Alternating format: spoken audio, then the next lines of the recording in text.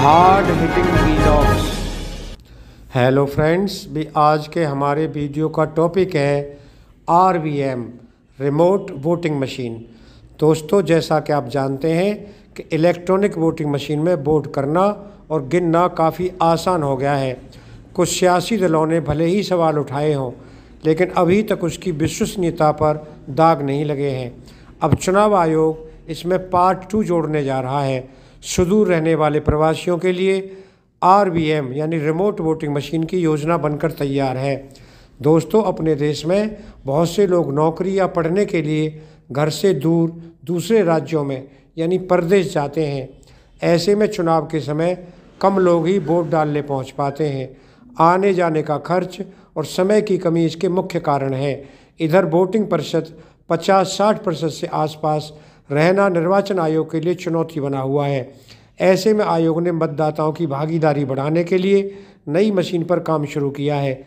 जी हां, अपने देश में रहने वाले प्रवासी वोटरों के लिए रिमोट इलेक्ट्रॉनिक वोटिंग मशीन यानी RVM का मॉडल तैयार हो चुका है। अभी ही शुरुआत है। इस दिशा में आगे बढ़ने से पहले राजनीतिक पार्टियों को इसे दिखाया जाएगा। बाकायदा 16 जनवरी को विभिन्न पार्टियों के नेता इसे जानेंगे और समझेंगे। यूँ समझिए, चुनाव आयोग की पहल कामयाब रही तो न सिर्फ घर से दूर रहने वालों का पैसा बचेगा, बल्कि वोटिंग प्रतिशत में भी इजाफा देखने को मिलेगा। दोस्तों, पहले चुनाव कागज़ से होता था, बाद में इलेक्ट्रॉनिक वोटिंग मशीन आई। वही EVM जिस पर काफ़ी कुछ कहा गया है, लेकिन कोई खामी नहीं ढूंढ सका।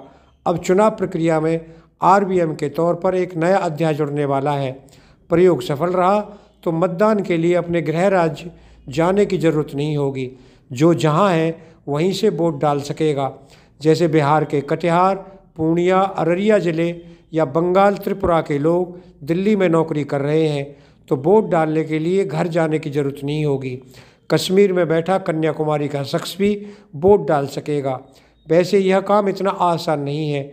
आयोग के अधिकारी सुदूर मतदान केंद्रों में डाले गए वोटों की गिनती और उसे दूसरे राज्यों में भेजने की व्यवस्था को तकनीकी चुनौती के रूप में ले रहे हैं। लेकिन ये तय है कि EVM की तरह ही RVM को मजबूत और त्रुटि रहित व्यवस्था के रूप में विकसित किया जा रहा है। फ्रेंड्स, हो सकता है आपके दिमाग में आए कि ईमेल, व्हाट्सएप जैसी सुविधा तो पहले से ही है, जहां हम किसी को कहीं से कुछ मैसेज या फ़ोटो आदि भेज सकते हैं। ऐसा ही कुछ यह RVM भी होगा? जी नहीं। अगर ऐसा हुआ तो विश्वसनीयता पर सवाल उठ सकते हैं। शायद यही वजह है कि आयोग ने इसे इंटरनेट से न जोड़ने का फैसला किया है। अभी आयोग के पास शुरुआती मॉडल बनकर तैयार है। आगे का रास्ता हितधारकों के विचारों, प्रतिक्रियाओं को सुनकर और मॉडल की सफलता के आधार पर तय होगा। निर्वाचन आयोग ने रिमोट वोटिंग के कॉम्पैक्ट पर एक पत्र जारी किया है। इसमें आगे आने वाली कानूनी और प्रशासनिक प्रक्रियाओं और तकनीकी संबंधी चुनौतियों पर पार्टियों के विचार मांगे गए हैं। दोस्तों, अब हम आपको बता दें कि रिमोट वोटिंग मशीन पर चुनाव आयोग का क्या प्लान है। नंबर 1, एक रिमोट मतदान केंद्र से 72 निर्वाचन क्षेत्रों में रिमोट वोटिंग की सुविधा दी जा सकेगी। नंबर 2, प्रवासी वोटरों को वोट देने के लिए अपने गृह राज्य या शहर जाने की ज़रूरत नहीं होगी। नंबर 3, इस मशीन को एक सरकारी कंपनी ने विकसित किया है। फ्रेंड्स, आपको बता दें कि निर्वाचन आयोग ने बताया है कि मान्यता प्राप्त सभी 8 राष्ट्रीय दलों और 57 राज्य स्तर की पार्टियों को शुरुआती मॉडल दिखाने के लिए 16 जनवरी को बुलाया गया है। इस मौके पर आयोग की तकनीकी विशेषज्ञ समिति के सदस्य मौजूद रहेंगे। आयोग ने बदलाव, प्रशासनिक प्रक्रियाओं में परिवर्तन की बात और प्रवासी मतदाताओं के लिए मतदान की पद्धति आदि मसलों पर मान्यता प्राप्त सभी दलों से अपने विचार लिखित रूप में 31 जनवरी तक भेजने का आग्रह किया है। घरेलू प्रवासी किसे कहा जाएगा? आदर्श आचार संहिता को लेकर नियम क्या होंगे? मतदान की गोपनीयता कैसे रखेंगे? मतदाताओं की पहचान के लिए पोलिंग एजेंट को सुविधा देने, रिमोट मतदान की प्रक्रिया और मतों की गणना में आने वाली चुनौतियों पर आयोग ने खुद पार्टियों को जानकारी दी है।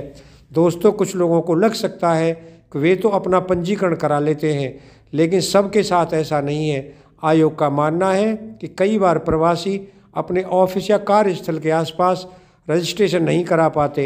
इसकी वजह बार बार मकान बदलने के कारण पता बदलना, जिस क्षेत्र में अस्थायी रूप से रह रहे हैं वहाँ के मुद्दों से जुड़ा महसूस नहीं होना, या फिर लोग चाहते हैं कि गृह नगर में मतदाता सूची से उनका नाम न कटे। कई ऐसे कारण हो सकते हैं। दोस्तों, चुनाव आयोग के आरबीएम का प्रस्ताव रखने के बाद ही कांग्रेस ने संदेह भी जता दिया। मुख्य विपक्षी दल ने कहा कि इस पहल से चुनाव प्रणाली में भरोसा कम होगा।